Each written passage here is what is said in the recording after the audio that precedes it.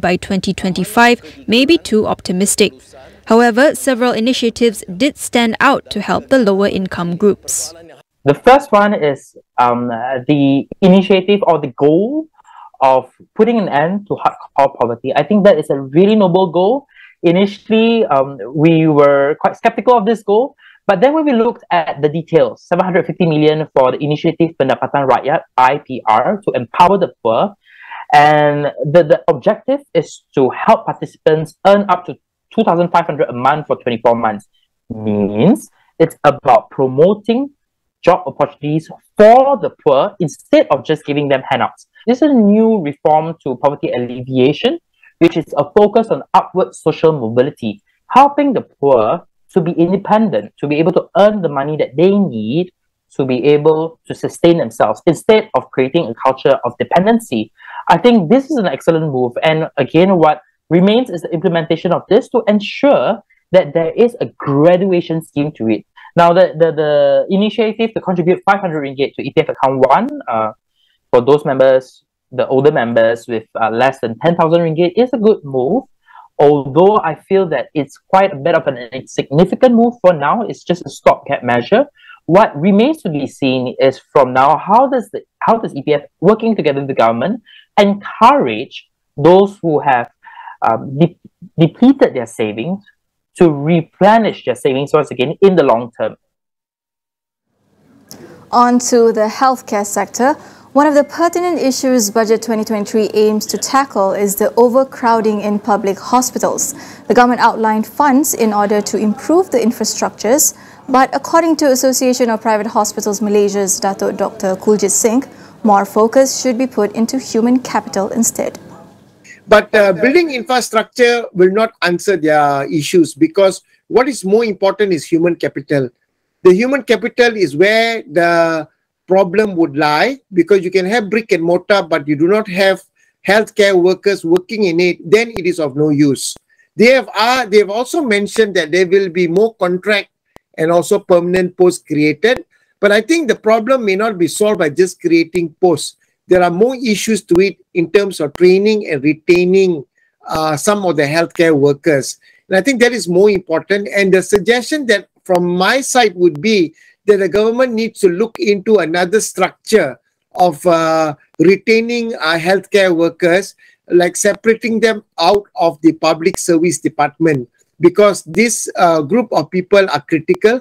And pay structure, remuneration, training has to be entirely different than what a typical government structure should be. And I think that is the only way. By creating more posts will not actually help the problem. He also urged the government to focus on restructuring the payment scheme for public healthcare workers. Now there is a very tedious process in terms of training, in terms of remunerating, promotion. This frustrates most of them, and then hence they leave either to the private sector or they leave overseas, particularly the nurses. So I think the most important thing is we need to be serious. Giving more money, more posts may not answer all the questions, because the frustration is probably within the structure of remuneration. So we have to make the remuneration attractive enough. I can understand you cannot make it extremely lucrative or extremely expensive to pay, but it definitely can make the system a little bit more feasible. And the only way out is to removing it out and make it independent. Ukraine marks 1 year since Russia launched its punishing invasion, when estimated 300,000 people have been killed. President Volodymyr Zelensky has vowed to push for victory in 2023. But even as global leaders set to impose new sanctions on Russia, there is no clear end in sight. Russia currently holds about a fifth of Ukraine's territory, including parts of the 4 regions President Vladimir Putin annexed in September 2022, as well as the Crimean Peninsula, which Russia annexed in 2014.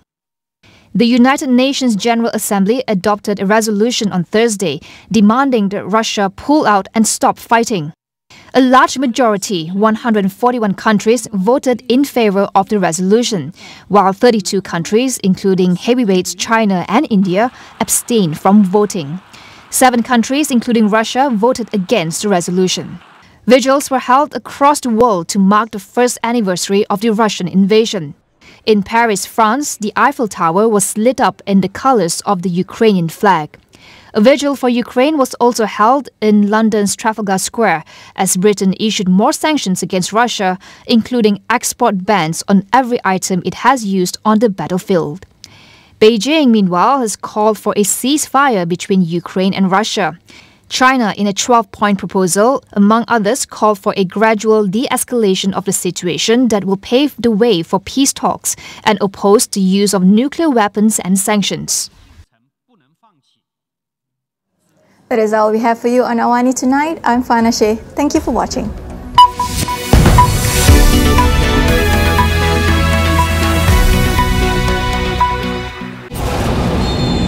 Sepak bola Liga Malaysia dengan